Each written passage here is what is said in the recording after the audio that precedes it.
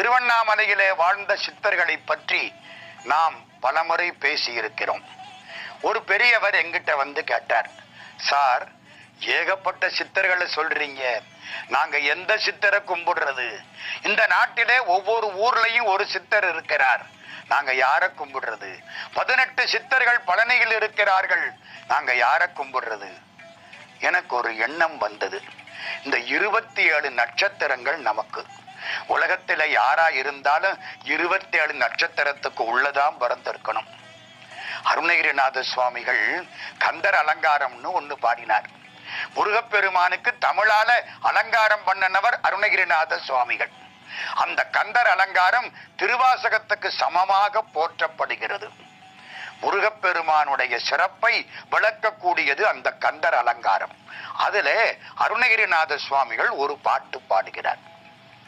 நாளென் செய்யும் வினைதான் என் செய்யும், என்னை நாடி வந்த கோள் என் செய்யும், கொடுங்கூற்று என் செய்யும், குமரேசர் இரு தாளும் சிலம்பும் சதங்கையும் தண்டையும் ஷண்முகமும் தோளும் கடம்பும் எனக்கு முன்னே வந்து தோன்றிடினேன்.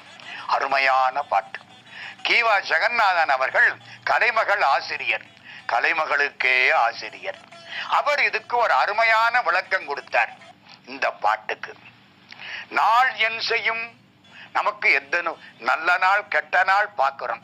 இன்னைக்கு அஷ்டமி, நாளைக்கு நவமி போகக்கூடாது அப்படிங்கிறோம். யமகண்ட ராவுகாலம் பார்க்கிறோம். இதெல்லாம் கவலையே படாதே, முருகப்பெருமான் அருள் இருக்குமானால் எல்லா நாளும் நல்ல நாள்.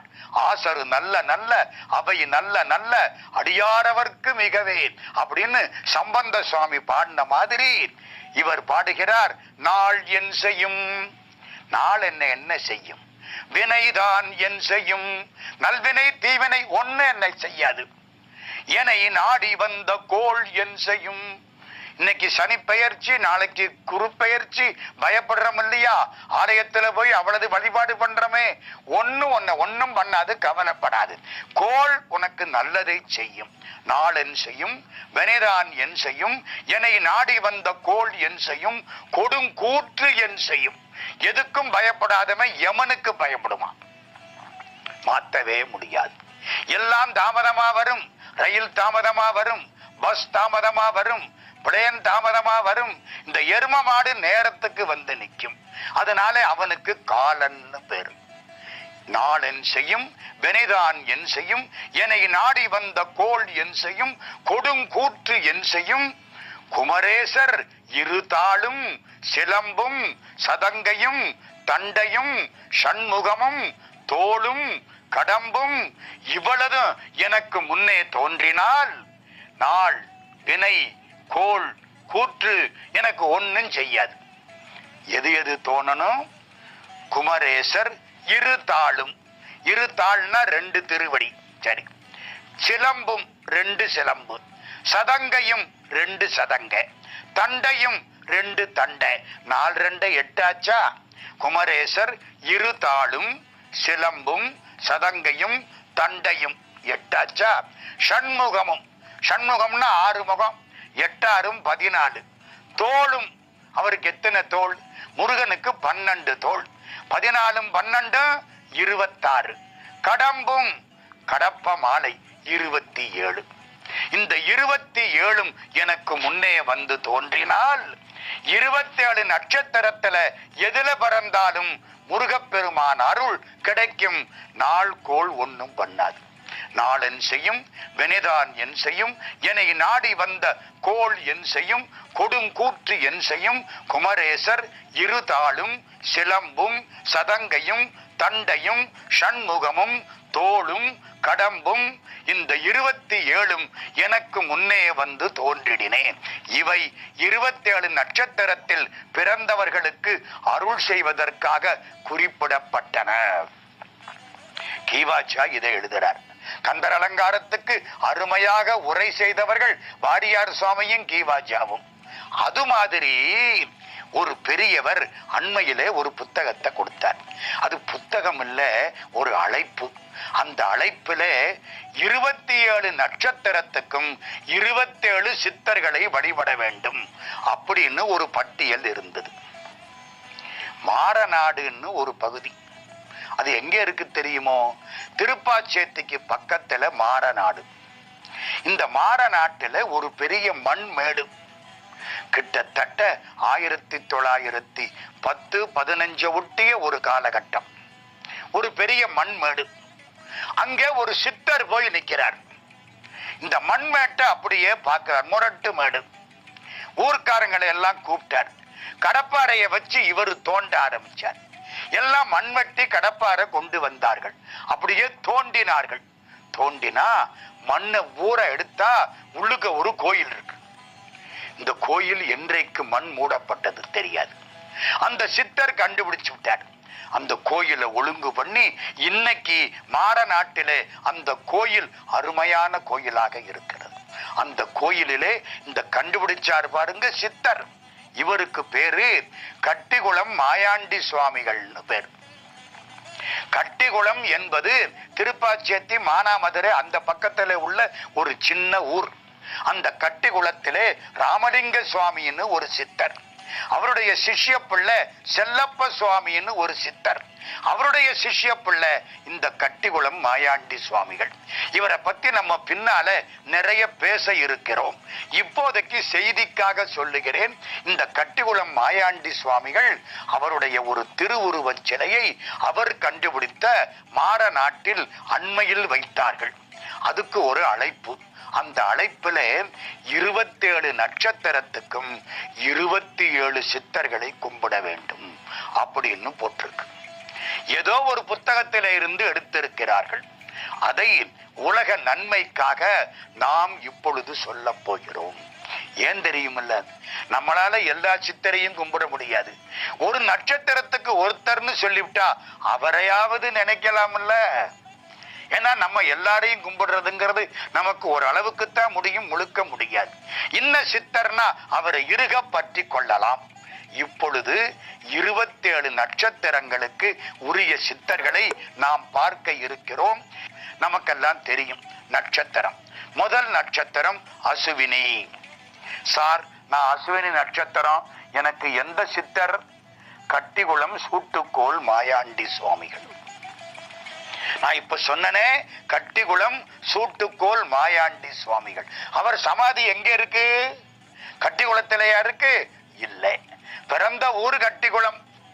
அவருடைய சமாதி எங்க இருக்கு? மதுரைக்கு பக்கத்திலே திருப்பரங்குன்றம். திருப்பரங்குன்றத்துக்கு அடுத்தாப்புல ஒரு மலை. அந்த மலைக்கு கூடல் தட்டி பரம்புன்னு பேர். ஏன் தெரியுமா? மீனாட்சி அம்மன் கோயில் தெரியாதபடி திருப்பரங்குன்றத்தில இருந்து பார்க்கிற பொழுது மீனாட்சி அம்மன் கோயில் தெரியாதபடி இந்த மலை மறைச்சுக்கிட்டு நிக்கிறதுனால, ஒரு தட்டி மாதிரி நிக்கிறதுனால கூடல் தட்டி பரம்புன்னு அதுக்கு பேர் வச்சாங்க. திருப்பரங்குன்ற மலைக்கு பக்கத்துல உள்ள மலை இந்த மலை. இந்த மலையிலே கீழே இந்த பெருமான் சமாதி கொண்டிருக்கிறார். கட்டிகுளம் மாயாண்டி சுவாமிகளுடைய சமாதி திருக்கூடல் மலை. அதுக்கு பேரு திருக்கூடல் மலை. அங்கே இருக்கிறது. அந்த சமாதியிலே பல பெருமக்கள் தினந்தோறும் வந்து வழிபாடு செய்கிறார்கள். அவர் பேசும் தெய்வமாக திகழ்கிறார். அசுவினி நட்சத்திரக்காரர்கள் கட்டிகுளம் சூட்டுக்கோள். அதென்ன சூட்டுக்கோள்? சாமி கையில ஒரு கோல் வச்சிருப்பாராம். யாராவது வந்து எனக்கு ஞானம் கொடுன்னு கேட்டா உனக்கு பக்குவம் இருக்கான்னு கேட்பாராம். அதை தெரிஞ்சுக்கிறதுக்கு சூட்டுக்கோளால தொடுவாராம். பக்குவம் இருந்தா சூட்டுக்கோள் குளிர்ச்சியா இருக்குமா, பக்குவம் இல்லாதவனா இருந்தா சூட்டுக்கோள் சுடுமா. அந்த ஆள் ஓடி போயிடுவானா. கண்டவனுக்கு ஞானத்தை கொடுக்கப்படாது, கண்டவனுக்கு சித்தியை சொல்லப்படாது. அப்போ அந்த சித்தி தவறாக பயன்படுத்தப்பட்டு விடும். சூட்டுக்கோள் கையில வச்சிருப்பார். அந்த சூட்டுக்கோள் இன்றைக்கும் இருக்கிறது. சாமி போட்ட பாதரட்சைகள் இன்றைக்கும் இருக்கின்றன. சாமியுடைய சிஷ்யர் இருளப்ப கோனார்னு ஒரு புண்ணியவான், அவர் கட்டிய இடம், அவர் கட்டிய கோயில், அவருடைய வம்சத்தார்கள் இருந்து பாதுகாத்து கொண்டிருக்கிறார்கள். அசுவினி நட்சத்திரக்காரர்களுக்கு கட்டிகுளம் சூட்டுக்கோள் மாயாண்டி சுவாமிகளுடைய சமாதி திருப்பரங்குன்றத்துக்கு பக்கத்தில் திருக்கூடல் மலையில் இருக்கிறது. இது அசுவினி நட்சத்திரம். இரண்டாவது நட்சத்திரம் பரணி. செம்பட்டின்னு ஒரு ஊர் இருக்கு. பழனிக்கு முன்னால மதுரையிலிருந்து செம்பட்டிக்கு போகலாம். செம்பட்டியிலிருந்து ஒட்டன்சத்திரம்னு ஒரு ஊருக்கு போறோம். செம்பட்டியில இருந்து ஒட்டன்சத்திரம் போற பாதையில வலது பக்கத்திலே ஒரு தெரு போகும், ஒரு ரோடு. கசவனம்பட்டின்னு அதுக்கு பேரு. ஊருக்கு பேரு கசவனம்பட்டி. அங்கே ஜோதி நிர்வாண சுவாமின்னு ஒருத்தர் வாழ்ந்து வந்தார். இதுல பெரும்பகுதி ஆலயங்கள் நான் போய் கும்பிட்டு இருக்கிறேன். ஜோதி நிர்வாண சுவாமி நிர்வாணமா திரிவார். அந்த ஊர் மக்களுக்கு அவர் பழகி போனவர். இன்னைக்கு அவர் சமாதி கோயில் அங்கே இருக்கிறது, வழிபாடு செய்கிறார்கள். அங்கங்க புகைப்படங்கள் நிறைய வைத்திருக்கிறார்கள். மலைக்குள்ள இருப்பார், கோயிலுக்குள்ள இருப்பார், இல்ல ஒரு வீட்டு வாசப்படியில அவரா உட்கார்ந்து இருப்பார். கசவனம்பட்டி சுவாமிகள் ஜோதி நிர்வாண சுவாமி மௌன சுவாமி. பெரும்பகுதி சித்தர்கள் மௌன சித்தர்கள். ஆண்டவனுக்கு பக்கத்துல போக போக பேச்சு குறைஞ்சிரும். காஞ்சி பரமாச்சாரியார் மோனத்துலதான் பலகாலம் வாழ்ந்தார். மோனம் என்பது ஞான வரம்பு. செம்பட்டியில இருந்து ஒட்டன்சத்திரம் போற பாதையிலே கசவனம்பட்டி, அங்கே வாழ்ந்த பெருமான் ஜோதி நிர்வாண மௌன சுவாமிகள். பரணி நட்சத்திரம். மூணாவது கார்த்திகை நட்சத்திரம். அசுவினி, பரணி, கார்த்திகை. கார்த்திகை நட்சத்திரக்காரர்கள் வழிபட வேண்டிய சித்தர் சமாதி திருச்சிராப்பள்ளிக்கு பக்கத்திலே திருவெள்ளரை என்று ஒரு பாடல் பெற்ற திருத்தலம், ஆழ்வார்களால் பாடல் பெற்ற திருத்தலம். பெருமாள் அவ்வளவு அழகா இருப்பார். திருவெள்ளரை. அதுக்கு பக்கத்திலே சிவப்பிரகாச சுவாமிகள் சமாதி என்று ஒரு சித்தர் சமாதி இருக்கிறது. சாமிக்கு பேரு சிவப்பிரகாச சுவாமிகள். கார்த்திகை மாசம் கடைசி சோமவாரத்தன்னைக்கு அவருக்கு குரு பூஜை வழிபாடுகள் நடக்கின்றன. அந்த ஊர் மக்கள் சொல்கிறார்கள், இவர் கூடு விட்டு கூடு பாயக்கூடியவர். அப்படிப்பட்ட ஒரு சித்தர். கார்த்திகை நட்சத்திரக்காரர்கள் திருச்சியிலே திருவள்ளரைக்கு பக்கத்திலே சிவப்பிரகாச சுவாமிகளை வழிபட வேண்டும். நாலாவது ரோகிணி நட்சத்திரம். சிங்கம்புணரின்னு ஒரு ஊர் இருக்கு. சிங்கம்புணரியில வாத்தியார் கோயில்னு கேட்கணும். அந்த வாத்தியாருக்கு பேர் தெரியுமா? முத்து வடுகநாத சுவாமிகள்னு பேர். பெரிய சித்தர். பெருங்கூட்டம் அலைமோதி கொண்டிருக்கிறது. இந்த மனுஷனுக்கு மனசுல கவலை வந்த உடனே எப்படி தீர்க்கலாம், எத்தை தின்றால் பித்தம் தெளியும் அப்படின்னு நினைக்கிறான். பல சித்தர்கள் சமாதியில போய் கும்பிடுறாங்க. அப்படிப்பட்ட ஒரு சமாதி இது. சிங்கம்புணரி வாத்தியார் கோயில். சித்தர் முத்து வடுகநாத சுவாமி. அமாவாசை அன்னைக்கு காலையில 11 மணிக்கும் பௌர்ணமி அன்னைக்கு ராத்திரி 11 மணிக்கும் சிறப்பு வழிபாடுகள் நடக்கின்றன. ரோகிணி நட்சத்திரக்காரர்கள் வழிபட வேண்டிய சித்தர் சமாதி சிங்கம்புணரியில் உள்ளது. அஞ்சாவது மிருகசீரிஷம். மிருகசீரிஷக்காரர்கள் நாமக்கல்லுக்கு பக்கத்துல சேந்தமங்கலம்னு ஒரு ஊர். அந்த சேந்தமங்கலத்திலே தத்தாத்திரேய சுவாமிகள் கோயில் இருக்கு. அங்கே ஒரு ஞானி சித்தர் சுயம் பிரகாச சுவாமி என்று பேர். ஊருக்கு போய் விசாரிக்கணும். சுயம் பிரகாச சுவாமிகள். சித்தர்கள் இயல்பாகவே ஜோதி பிரகாசத்தை கொண்டவர்கள். அப்படின்னா என்ன? இந்த உடம்புல தள்ள வேண்டியதும் இருக்கு, கொள்ள வேண்டியதும் இருக்கு.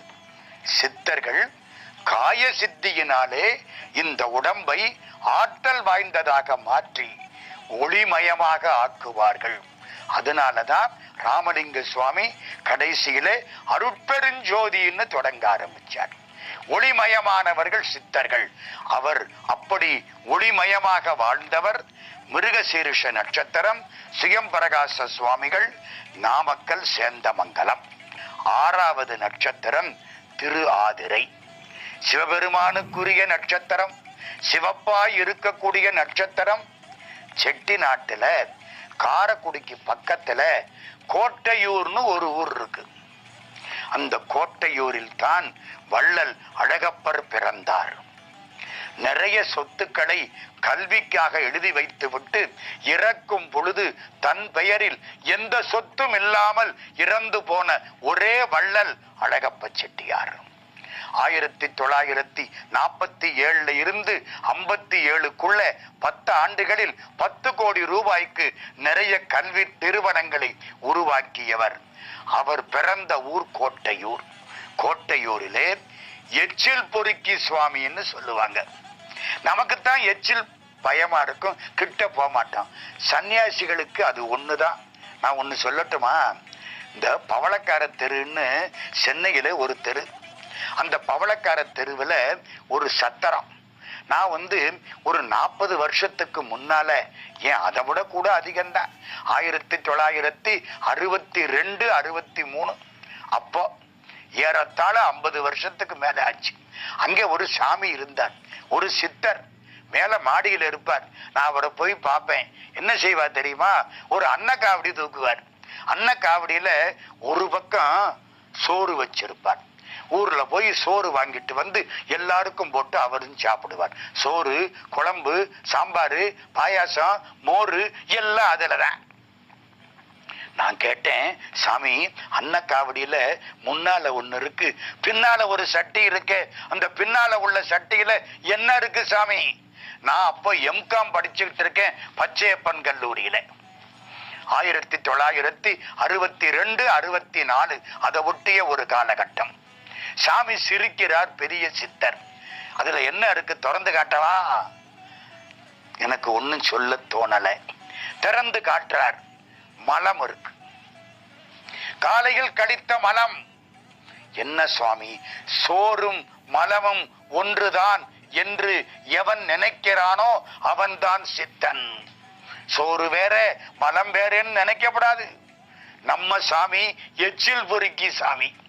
எங்கேயாவது எச்சில் கிடக்குமா, எச்சியல கிடக்குமா, அதை பொறுக்கி சாப்பிடுற சாமி. எத்தனை சாமிகள் அப்படி. நமக்குத்தான் இந்த வித்தியாசம் எல்லாம். ஏழை பணக்காரன், படிச்சவன் படிக்காதவன், நல்லது எச்சில். சாமிக்கு அதெல்லாம் கிடையாது. திருவாதிரை நட்சத்திரக்காரர்கள் கோட்டையூர் எச்சில் பொறுக்கி சாமி என்ற ஆறுமுக சாமி அவருடைய சந்நிதியில் சமாதியில் வழிபட வேண்டும். 7வது புனர்பூச நட்சத்திரம். ராமன் பிறந்தது புனர்பூசம், பரதன் பிறந்தது பூசம், லக்ஷ்மணன் பிறந்தது ஆயில்யம், சத்துருக்கனன் பிறந்தது மகம். 4 நட்சத்திரமும் அப்படி சிறப்பு. புனர்பூச நட்சத்திரக்காரர்கள் கும்பகோணத்துக்கு பக்கத்துல குடவாசல்னு ஒரு ஊர் இருக்கு. குடவாசலுக்கு பக்கம் சேங்காலிபுரம்னு ஒரு ஊர் இருக்கு. அந்த காலத்திலே அனந்தராம தீட்சிதர்னு ஒரு பெரிய பிரவசன கர்த்தா, அருமையாய் பேசக்கூடியவர், வடமொழி நிறைய படித்தவர். அவருடைய ஊர் சேங்காலிபுரம். அங்கே ஒரு சித்தர் சமாதி, ராமானந்த பிரம்மேந்திர யோகி. யோகிகளும் சித்தர்களும் ஒண்ணுதான். அட்டாங்க யோகம்தான் இருவரும் செய்கிறார்கள். பேர் என்ன சொன்னேன்? சேங்காலிபுரம் ராமானந்த பிரம்மேந்திர சுவாமிகள் சமாதி. புனர்பூச நட்சத்திரக்காரர்களுக்கு 8வது பூச நட்சத்திரம். பூச நட்சத்திரக்காரர்கள் எந்த சித்தரை கும்பிட வேண்டும்? திருநெல்வேலிக்கு பக்கத்துல பாளையங்கோட்டை. பாளையங்கோட்டையிலிருந்து கொஞ்ச தூரத்துல வல்லநாடுன்னு ஒரு பகுதி இருக்கு. அந்த வல்ல நாட்டிலே சிதம்பர சுவாமிகள் சமாதின்னு ஒரு சமாதி இருக்கு. இந்த சமாதி எல்லாம் சின்னதா இருக்கு, பல பேருக்கு தெரியல, போய் விசாரிக்க வேண்டி இருக்கு. சிதம்பர சுவாமிகள் சமாதி. இந்த சிதம்பர சுவாமியை வள்ளற் பெருமானுடைய மறு அவதாரம் என்று அந்த ஊர் பெருமக்கள் கும்பிடுகிறார்கள். ராமலிங்க வள்ளற் பெருமானுடைய மறு அவதாரம் என்று கும்பிடுகிறார்கள். பூச நட்சத்திரக்காரங்கள் வழிபட வேண்டிய சமாதி கோயில் பாளையங்கோட்டை வல்லநாடு சிதம்பர சுவாமிகள் சமாதி. 8ஆச்சா? 9வது நட்சத்திரம் ஆயில்யம். ஆயில்ய நட்சத்திரக்காரர்கள் வழிபட வேண்டிய சமாதி பொன்னமராவதியிலிருந்து புதுக்கோட்டை போற பாதை. குளிவிரைன்னு ஒரு ஊர், பனையப்பட்டின்னு ஒரு ஊர். இதெல்லாம் செட்டிநாட்டு ஊர்கள். குளிவிரையிலிருந்து பனையப்பட்டிக்கு போற இடத்துல சாது புல்லான் சுவாமிகள் சமாதின்னு ஒண்ணு இருக்கு. அப்பா சித்து சுவாமின்னு சொல்றாங்க. அப்பாவாக இருந்து ஒரு ஒரு தந்தை போல இருந்து சித்து விளையாடல் பண்ணியவர் அப்படிங்கிறாங்க. அப்பா சித்து ஆடிய சுவாமி அந்த ஊர்க்காரங்க அப்படி சொல்றாங்க. அவருக்கு பேரு சாது புல்லான் சுவாமின்னு பேரு. பொன்னமராவதியில இருந்து புதுக்கோட்டை போற பாதையில குளிவரை பனையப்பட்டி அதுக்கு அருகிலே உள்ள சமாதி கோயில் ஆயில்ய நட்சத்திரக்காரர்களுக்கு உரியது. 10வது நட்சத்திரம் மகம். மக நட்சத்திரக்காரர்கள் எந்த சித்தரை வழிபட வேண்டும்? கும்பகோணத்துக்கு பக்கத்துல ஆடுதுறைன்னு ஒரு ஊர் இருக்கு. ஆடுதுறைக்கு பக்கத்துல கோவிந்தாபுரம்னு ஒரு ஊர் இருக்கு. கோவிந்தாபுரத்திலே ஒரு பெரிய பண்டரிநாதன் கோயில் இருக்கு. இப்ப கட்டி இருக்கிறாங்க. பண்டரிபுர கோயில் மாதிரி கட்டி இருக்காங்க. அதுக்கு அடுத்தாப்புல போதேந்திர சுவாமிகள் அதிஷ்டானம். போதேந்திர சுவாமிகள் யாரு? காஞ்சி பரமாச்சாரியாருக்கு முன்னால் காஞ்சி மடத்தை நிர்வாகம் பண்ணின ஒரு சுவாமி. போதேந்திர சுவாமிகள்னு அவருக்கு பேரு. அவருடைய அதிஷ்டானம், அதை வழிபட வேண்டும். அது மக நட்சத்திரக்காரர்களுக்கு உரியது. 11வது நட்சத்திரம் பூரம், சிம்ம ராசி. இந்த பூர நட்சத்திரக்காரர்கள் எந்த சித்தரை வழிபட வேண்டும்? தமிழ்நாட்டில கரூர்னு ஒரு ஊர் இருக்கு. அந்த கரூர் பெருமானுக்கு பசுபதீச்சரன் பேரு, பசுபதிநாதன் பேரு. கரூரை கும்பிட்டா திரும்ப கரூருக்கு வர வேண்டாம், திரும்ப பிறவி கிடைக்காது. அந்த கரூருக்கு பக்கத்துல நெரூர்னு ஒரு ஊர் இருக்கு. கரூர்ல இருந்து கிட்டத்தட்ட ஒரு 10 கிலோமீட்டருக்கு உள்ளே இருக்கும். வயல்கள் சூழ்ந்த இடம், நெரூர்னு பேர். நெரூர்ல சதாசிவ பிரம்மேந்தராள் அப்படின்னு ஒரு பரம ஞானி, நிர்வாண சாமியாராக வாழ்ந்தவர். புதுக்கோட்டை பக்கத்திலே ரொம்ப நாள் தெரிந்தவர். சதாசிவம் என்ற பெயரிலே வாழ்ந்தவர் மௌன சுவாமிகள். சதாசிவ பிரம்மேந்தராள்னு பேரு. நான் அந்த அதிஷ்டானத்துக்கு போயிருக்கிறேன், வழிபாடு பண்ணி இருக்கிறேன். சிவலிங்கத்துக்கு பின்னாலே வில்வ மரம், மரத்துக்கு கீழே அந்த சித்தருடைய சமாதி. பூர நட்சத்திரக்காரர்கள் வழிபட வேண்டிய சமாதி கரூருக்கு பக்கத்திலே நெரூர், காவிரி ஆற்றை ஒட்டிய பகுதியில் சதாசிவ பிரம்மேந்தராள் சமாதி கோயில். சதாசிவா உன் வாய் ஓயாதா என்று குருநாதர் கேட்டாராம். அன்னையிலிருந்து இவர் பேசவே இல்லையா மௌன சுவாமி. அவரை பற்றி நாம் பின்னாலே நிறைய சிந்திக்க இருக்கிறோம். பூர நட்சத்திரக்காரங்க கரூர் பக்கத்துல நெரூர் சதாசிவ பிரம்மேந்திரரை வழிபட வேண்டும். 12வது நட்சத்திரம் உத்திரம், திண்டுக்கல் மலைக்கோட்டை. பகவான் ரமணர் கொஞ்ச காலம் வாழ்ந்த இடம். ஒரு அருமையான அம்மன் கோயில் அங்கே இப்பொழுதும் வழிபடத்தக்கதாய் இருக்கிறது. அந்த மலைக்கோட்டைக்கு பின்னால ரொம்ப பேருக்கு தெரியாத இடம் சதசுவாமிகள் சமாதி. சதசுவாமிகள் 100 ஆண்டுக்கு மேல் வாழ்ந்தவர்.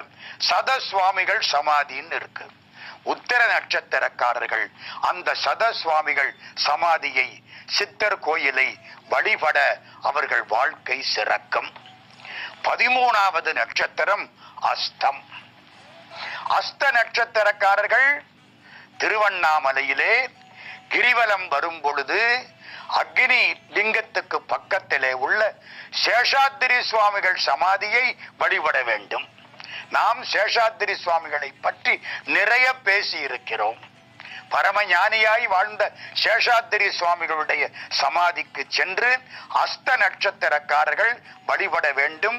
நல்ல இடம், நல்ல வழிபாட்டு முறைகள், அமைதியாய் இருக்கலாம். தங்குவதற்கான ஏற்பாடு திருவண்ணாமலை ஒரு பக்கம், சேஷாத்திரி சுவாமி இன்னொரு பக்கம். அஸ்த நட்சத்திரக்காரர்கள் திருவண்ணாமலையிலே கிரிவலம் வரக்கூடிய பாதையில் சேஷாத்திரி சுவாமிகள் சமாதியை வழிபட வேண்டும். சித்திரை நட்சத்திரக்காரர்கள் அஸ்தத்துக்கு அடுத்து 14வது நட்சத்திரம் சித்திரை. மதுரையிலே திருப்பரங்குன்றத்துக்கு பக்கத்திலே திருக்கூடல் மலை, அங்கே கட்டிகுளம் மாயாண்டி சுவாமிகள் சமாதி. அசுவினி நட்சத்திரக்காரர்கள் வழிபட வேண்டியது அப்படின்னு சொன்னேன். அந்த மலை திருக்கூடல் மலை. கீழே உள்ள சமாதி கோயில் கட்டிகுளம் மாயாண்டி சுவாமி தனக்குத்தானே ஏற்படுத்தி கொண்ட சமாதி கோயில். மேலே பிள்ளையார் இருப்பார். அதை தாண்டி மலை ஏறுனா மலையிலே உச்சியிலே ஒரு பழனி ஆண்டவர் இருப்பார். ரெண்டுக்கு நடுவில் பாதி மலையிலே ஒரு சமாதி கோயில். அந்த சமாதியிலே உள்ள ஞானிக்கு சோமப்பா சித்தர்னு பேர். யாரு வந்தாலும் சோமப்பா சொன்னுச்சு, சோமப்பா பேசுனுச்சு அப்படிம்பாராம். மதுரையிலே சொக்கலிங்க பெருமானுக்கு இன்னொரு பெயர் சோமசுந்தர கடவுள். அதை சுருக்கமா சோமப்பா சோமப்பா அப்படின்னு அந்த சித்தர் சொன்னதுனால அவருக்கு சோமப்பா சுவாமின்னு பேர் வச்சு விட்டாங்க. முத்துராமலிங்க தேவர் ஐயா சோமப்பா சாமிக்கு முன்னால போய் உட்கார்ந்து இருப்பாராம். சோமப்பா சுவாமி அவரையே பார்க்க கொஞ்ச நேரத்துக்கு அப்புறம் சோமப்பா சாமி எந்திரிச்சு மலை மேல ஓடி போயிடுவாராம். தேவரையா அதுக்கப்புறம் திரும்பி வருவாராம். சோமப்பா சித்தர் சமாதி, அவரை பற்றியும் நிறைய சிந்திக்க இருக்கிறோம். இப்போதைக்கு சித்திரை நட்சத்திரக்காரர்கள் திருக்கூடல் மலையிலே பாதியிலே இருக்கக்கூடிய ஒரு இடம், மலை உச்சியும் அல்ல கீழையும் அல்ல, நடு இடம் சோமப்பா சுவாமிகள் சமாதி. பௌர்ணமி அன்னைக்கு விசேஷ பூஜை. சோமப்பா சுவாமிகளுக்கு அவ்வளவு கூட்டம் சேருது. அந்த இடத்துக்கு போனால் மயிர்கூச்செடுகிறது. ஒரு பெரியவரை அழைத்து கொண்டு போனேன். அவர் சொன்னார், இந்த இடத்துல வைப்ரேஷன் ரொம்ப அதிகமா இருக்கு ஐயா. அங்க இருந்து அந்த ஆற்றல் வாய்ந்த அணுக்கள் நம் மீது வந்து பாய்கின்றன. சித்திரை நட்சத்திரக்காரர்கள் திருக்கூடல் மலை சோமப்பா சுவாமிகளை வழிபட நல்லது. சுவாதி நட்சத்திரம் சித்திரைக்கு அடுத்து 15வது நட்சத்திரம் சுவாதி நட்சத்திரம். ராமநாதபுரம் தாயுமான சுவாமிகள் சமாதி அடைந்தது ராமநாதபுரம். அங்கே எம்எஸ்கே நகர்னு ஒரு பகுதி, சர்க்கரை கோட்டை கம்மாயின்னு ஒரு பகுதி. அந்த சக்கரை கோட்டை கண்மாய்க்கு பக்கத்துல ராஜகோபால சுவாமி அப்படின்னு ஒரு சித்தர் சமாதி இருக்கு. ராஜகோபால சுவாமி அந்த சித்தர் சமாதியை சுவாதி நட்சத்திரக்காரர்கள் வழிபட்டால் அவர்களுக்கு நல்வாழ்க்கை கிடைக்கும். 16வது நட்சத்திரம் விசாகம். தமிழ்நாட்டில் கோடி சுவாமின்னு ஒருத்தர் இருந்தார். யாரு போனாலும் கோடி கோடி கோடின்னு வாழ்த்துவாரா. நம்ம வாழ்த்துற பொழுது 1000 கிடைக்கணும், லட்சம் கிடைக்கணும், வாழ்த்துற மாதிரி கோடி கிடைக்கணும், கோடீஸ்வரன் ஆகணும். பொள்ளாச்சிக்கு பக்கத்துல புவிப்பாளையம்னு ஒரு ஊர் இருக்கு. அந்த புவிப்பாளையத்திலே வாழ்ந்தவர் கோடி சுவாமிகள். இன்னைக்கும் கோடி சுவாமிகளை பொள்ளாச்சி பெருமக்கள் கண்கண்ட தெய்வமாக கும்பிடுகிறார்கள். விசாக நட்சத்திரக்காரர்கள், விசாகம் முருகனுக்குரியது. விசாக பெருமான் தசாங்க சிறப்பு என்பார்கள். வைகாசி விசாகம் முருகனுக்குரியது. விசாக நட்சத்திரத்தில் பிறந்தவர்கள் பொள்ளாச்சிக்கு பக்கத்திலே உள்ள கோடி சுவாமிகள் புரவிப்பாளையம் கோடி சுவாமிகள் சமாதியில் வழிபட நல்லது. 17வது நட்சத்திரம் அனுஷம். கும்பகோணத்துக்கு பக்கத்துல ஒரு வீட்டு கிணத்துல கங்கை வந்தது. கிட்டத்தட்ட 100 வருஷத்துக்கு முன்னால. கும்பகோணத்துக்கு பக்கத்துல திருவிசை நல்லூர்னு ஒரு பாடல் பெற்ற திருத்தலம். திருவிசை நல்லூர் சிவபெருமானுடைய அற்புதமான கோயில். திருவிசை நல்லூரிலே ஸ்ரீதர ஐயாவாள் அப்படின்னு ஒரு புண்ணியவான். அந்தணர், எல்லா விதமான வேதங்களையும் அறிந்தவர், காஞ்சி பரமாச்சாரியாரால் போற்றப்பட்டவர் ஸ்ரீதர ஐயாவாள். அவர் வீட்டு கிணத்துல இருந்து கங்கை பெருகி வந்ததா அந்த காலத்துல. இன்னைக்கும் வருஷத்துல ஒரு நாள் கார்த்திகை மாசம் அமாவாசை அன்னைக்கு அந்த கிணறு பொங்கி வரும். அந்த கிணத்திலே கங்கை வருவதாக ஐதீகம், வழிபடுகிறார்கள். அவரை பற்றியும் நாம் பின்னால் நிறைய சிந்திக்க இருக்கிறோம். அனுஷ நட்சத்திரக்காரர்கள் வழிபட வேண்டியது கும்பகோணத்துக்கு அருகில் திருவிசை நல்லூர் ஸ்ரீதர ஐயாவாள் அவருடைய சமாதி கோயில். 18வது நட்சத்திரம் கேட்டை. திருவாரூர் மிக புகழ்பெற்ற ஸ்தலம். உலகம் தோன்றியதுக்கு முன்னால் தோன்றியது திருவாரூர். அப்பர் சுவாமி சொல்றார், சிவபெருமான் தன் இடப்பாகத்தை அம்பாளுக்கு கொடுப்பதற்கு முன்னாலேயே திருவாரூர் தோன்றிவிட்டதுங்கிறார். பழைய திருத்தலம் திருவாரூர். திருவாரூர்ல கோயிலுக்கு பக்கத்துல மடப்புறம்னு ஒரு பகுதி இருக்கு. மடப்புறத்திலே கால் மேல கால் போட்டபடி ஒரு நிர்வாண சுவாமி இருக்கார். அவருக்கு பேரு தட்சிணாமூர்த்தி சுவாமி என்று பேரு. குரு தட்சிணாமூர்த்தி சுவாமியின் நான் அந்த மடத்துக்கு போயிருக்கிறேன். அருமையான சுவாமிகள். அவர் வரலாறு மிக நீண்ட வரலாறு. நாம் அதையும் பின்னால் சிந்திக்க இருக்கிறோம். குரு தட்சிணாமூர்த்தியின் அவருக்கு மிஞ்சின சித்தர் கிடையாது. திருவாரூரிலே மடப்புறம் தட்சிணாமூர்த்தி சுவாமிகள் அவரை வழிபட கேட்டை நட்சத்திரக்காரர்களுக்கு வாழ்க்கை சிறக்கும். 19வது நட்சத்திரம் மூலம். தென்காசிக்கு பக்கத்துல கடையநல்லூர்னு ஒரு ஊர். பாரதியார் கொஞ்ச காலம் அந்த ஊரில் வாழ்ந்தார். கடையநல்லூரிலே ஒரு ஆஞ்சநேயர், அபயந்தரக்கூடிய ஆஞ்சநேயர், ஜெயவீர ஆஞ்சநேயர், அபயஹஸ்த ஜெயவீர ஆஞ்சநேயர்னு அவருக்கு பேர் வைக்கிறாங்க. நான் அந்த கோயிலுக்கு போய் வழிபாடு பண்ணியிருக்கேன். அந்த கோயிலுக்கு உள்ளே ஞானானந்த சரஸ்வதி அப்படின்னு ஒரு சித்தருடைய சமாதி இருக்கிறது. கோபாலையர்னு அவருக்கு பேர் வைக்கிறாங்க. கோபாலையர் சமாதின்னு சொல்றாங்க. அந்த ஊரை சேர்ந்தவரா இருக்க வேண்டும். தயா ஞானானந்த சரஸ்வதி சுவாமிகள் சமாதி. 19வது நட்சத்திரம் மூல நட்சத்திரம். கடையநல்லூருக்கு பக்கம். கடையநல்லூர் எங்க இருக்கு? தென்காசிக்கு பக்கம். அந்த ஊரிலே ஞானானந்த சரஸ்வதி சுவாமிகள் சமாதி கோயில். 20வது நட்சத்திரம் பூராடம். பூராட நட்சத்திரத்துக்கு புதுக்கோட்டையிலே புவனேஸ்வரி ஆலயம். ஜட்ஜு சுவாமிகளுடைய அதிஷ்டானம். சாந்தானந்த சுவாமிகள் பலகாலம் வாழ்ந்த இடம். புவனேஸ்வரி அம்மனுடைய கருணைக்கு எல்லை கிடையாது. கருணை கடல். புவனேஸ்வரி அம்மனுடைய ஆலயத்திலே ஜட்ஜு சுவாமிகளுடைய அதிஷ்டானம். பூராட நட்சத்திரம் 20, 21. உத்திராட நட்சத்திரம் பழனி. பழனியிலே சித்தர்களுக்கு எல்லையே கிடையாது. பழனியிலே தேவஸ்தானத்தார் ஒரு பாலிடெக்னிக் கல்லூரி நடத்துகிறார்கள். தொழில்நுட்ப கல்லூரி. நம்ம திண்டுக்கல்ல இருந்து பழனி போற பொழுது அந்த இடத்துல முன்னாலேயே அந்த கல்லூரி வரும். கலைக்கல்லூரி, தொழில்நுட்ப கல்லூரி. தொழில்நுட்ப கல்லூரிக்கு நேர் பின்பக்கம் ஒரு ஜீவ சமாதி, ஈஸ்வர பட்டர் சமாதின்னு சொல்றாங்க. மலைக்கு பக்கத்துல வந்துரும். பாலிடெக்னிக் காலேஜுக்கு பின்பக்கத்துல வரும் ஈஸ்வர பட்டர் சமாதி. இந்த ஈஸ்வர பட்டர் யாரு தெரியுமா? பாதரசத்தை சேர்த்து ரசமணி ஆக்கியவர் அப்படின்னு அந்த ஊர்க்காரங்க வழிபாடு பண்றாங்க. உத்திராட நட்சத்திரக்காரர்கள் வழிபட வேண்டியது பழனி பாலிடெக்னிக் கல்லூரிக்கு பின்புறத்திலே உள்ள ஈஸ்வர பட்டர் ஜீவ சமாதி. 22வது திருவோணம். ஓணத்தான் உலகாலும் என்பார்களே. திருவோணம் பெருமாளுக்குரியது. 2 நட்சத்திரத்துக்குத்தான் திருன்னு அடைமொழி. ஒன்னு திரு ஆதிரை சிவனுக்குரியது, இன்னும் ஒன்னு திருவோணம் பெருமாளுக்குரியது.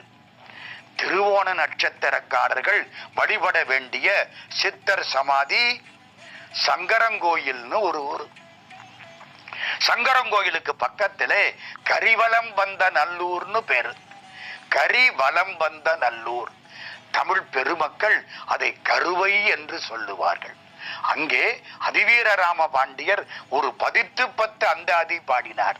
அதுக்கு திருக்கருவை 10 அந்தாதின்னு பேரு. 100 பாட்டு. திருவாசகம் மாதிரி அந்த பாட்டு. அதுக்கு குட்டி திருவாசகம்னு பேரு வச்சாங்க. சிந்தனை உனக்கு தந்தேன், திருவருள் எனக்கு தந்தாய், வந்தனை உனக்கு தந்தேன், மலரடி எனக்கு தந்தாய், பைந்துணர் உனக்கு தந்தேன், பரகதி எனக்கு தந்தாய், கந்தனை பயந்த நாதா, கருவையில் இருக்கும் தேவே. கருவையின கரிவலம் வந்த நல்லூர். சங்கரங்கோயிலுக்கு பக்கத்திலே கரிவலம் வந்த நல்லூர். அந்த கரிவலம் வந்த நல்லூர்ல இருந்து 5 கிலோமீட்டர் போனா பனையூர் ஒடுக்கம்னு ஒரு இடம். பனையூர் ஒடுக்கம். அங்கே 2 சமாதிகள், அப்பாவும் பிள்ளையும். சங்கர நாராயணர், தட்சிணாமூர்த்தி. குழந்தையானந்த சுவாமிகளோடு தொடர்புடைய சமாதிகள். சங்கர நாராயணன், தட்சிணாமூர்த்தி, ஜீவ சமாதி, திருவோண நட்சத்திரக்காரர்கள் வழிபட வேண்டியது கரிவலம் வந்த நல்லூருக்கு அருகில். 23வது நட்சத்திரம் அவிட்டம். சேலத்திலே சூரமங்கலம். சூரமங்கலத்திலே பைத்தியம் சுவாமின்னு ஒருத்தர், பாண்டிச்சேரி அப்பா பைத்தியம் சுவாமின்னு அந்த ஊர்ல சொல்றாங்க. அவர் பாண்டிச்சேரியிலிருந்து வந்திருக்கணும். ஊர் மக்கள் அவரை பைத்தியம்னு சொல்லுவாங்க. ஏன்? தொடர்பில்லாத காரியத்தை பண்றவனுக்கு பைத்தியம்னு பேர். சித்தர்களுக்கெல்லாம் நம்ம வச்ச பேரு பைத்தியம்.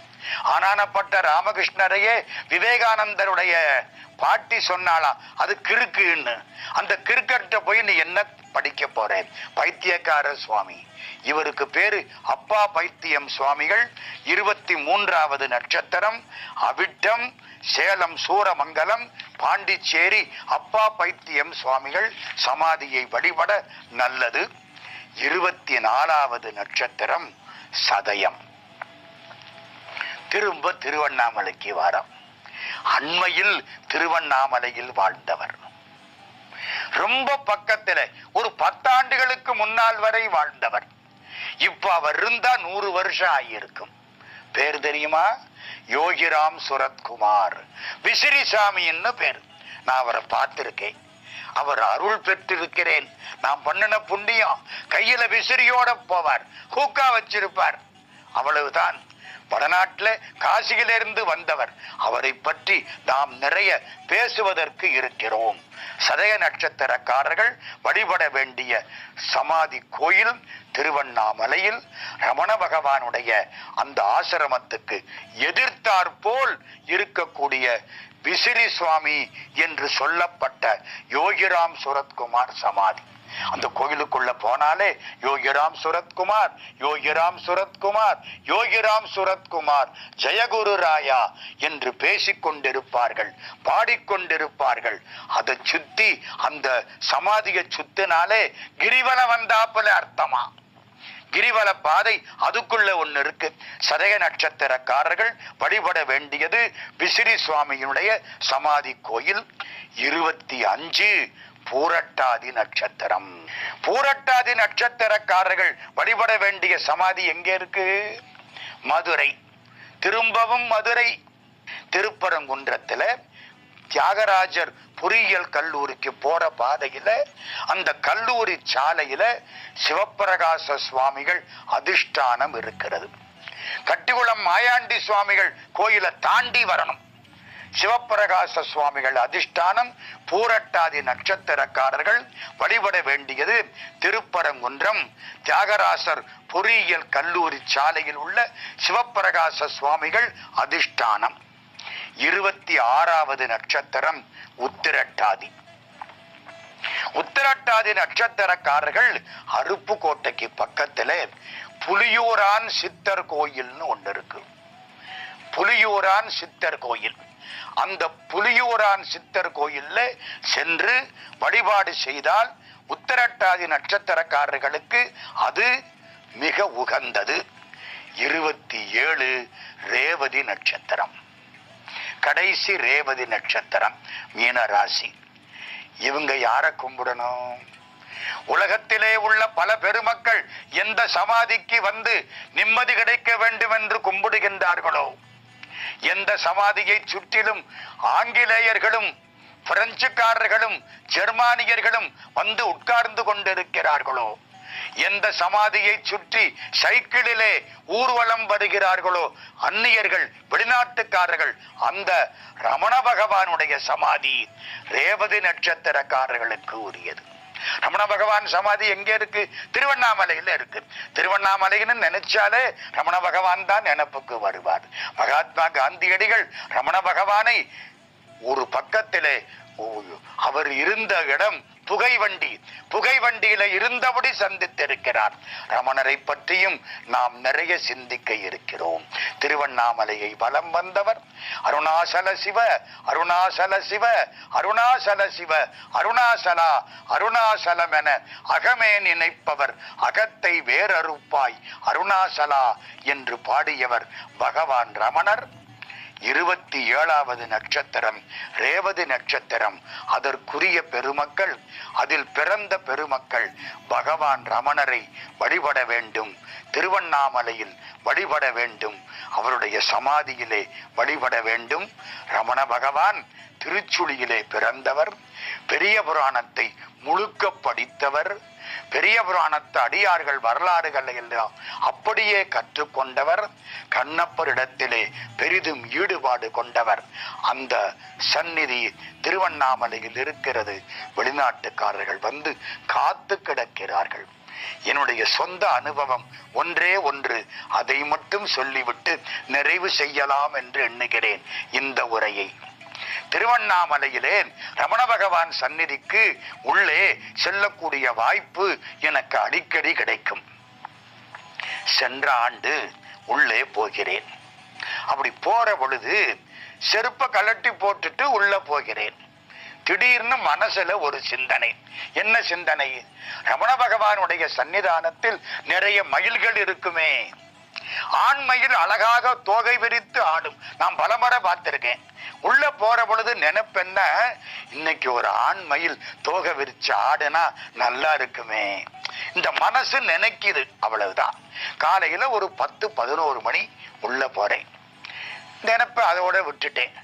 மாதுரு பூதேஸ்வரர் சமாதி, ரமணருடைய அம்மா அந்த கோயில், ரமண பகவான் சமாதி அங்க கோயில், அமைதியான தியானம் அந்த கோயில், எல்லாம் கும்பிட்டேன். வெளியில வர்றேன். கடைசியாக ரமண பகவான் இருந்த அறை, அந்த அறைக்கு முன்னால நின்று கும்பிடுறேன். மயில் எங்க இருந்தோ கத்துது. எங்கடா கத்துதுன்னு பார்த்தா எனக்கு இடது பக்கத்துல கத்துது. நிமிந்து பார்க்கிறேன், அற்புதமான மயில் ஆடிக்கொண்டிருக்கிறது. நீ நினைச்சு இல்ல, நடந்துருச்சு. வர்ற பொழுது என்ன நினைச்ச? மயிலை பார்க்கணும்னு நினைச்ச, காட்சி கிடைத்து விட்டது. சித்தர் சமாதிகளுக்கு சென்று நல்லவற்றை நடக்க வேண்டும் என்று நினைத்தால் அவை அப்படியே நடக்கும். என்ன வேண்டும்? எண்ணிய முடிதல் வேண்டும், நல்லவே எண்ணல் வேண்டும்.